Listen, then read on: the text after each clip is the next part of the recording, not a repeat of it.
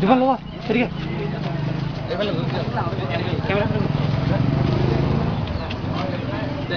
কি কৰিছে আজি আপোনালোকে আজি আমি বিশ্ব পৰিৱেশ দিৱস উপলক্ষে হাওৰাঘাটৰ যি নতুন এনজিঅ' গঠিত হৈছে ছ'চাইটি ফৰ ইউনিটিৰ তৰফৰ পৰা এই গছপুলি বিতৰণ ৰাইজৰ মাজত পৰিৱেশ সজাগতাৰ কাৰণে আমাৰ ফালৰ পৰা গছপুলিবোৰ ৰাইজৰ মাজত সম্পূৰ্ণ বিনামূলীয়াকৈ বিতৰণৰ ব্যৱস্থা কৰিছোঁ। তাৰোপৰি গছপুলিসমূহ ৰুবৰ কাৰণে ৰাইজক আমাৰ ফালৰ পৰা আবেদনো জনাইছোঁ যে প্ৰতিজন মানুহে যাতে গছপুলিসমূহ নিজৰ নিজৰ ঘৰত ৰুই পেলাই গছপুলিসমূহ ডাঙৰ দীঘল কৰি পৰিৱেশৰ বিকাশৰ ক্ষেত্ৰত সহায় কৰে। আমাৰ ফালৰ পৰা ক'বলগীয়া একো নাই ইমানেই। এনে কিমান গছ পুলি আজি বিতৰণ কৰিছে? আজি আমি 1000 গছ পুলি বিতৰণ কৰিছিলোঁ। তাৰপিছত 200-300 এতিয়ালৈকে আমাৰ বিতৰণ হৈ গ'ল আৰু বাকীখিনি আছে হয়তো 2-3 ঘণ্টাৰ ভিতৰতে হৈ যাব লাগে।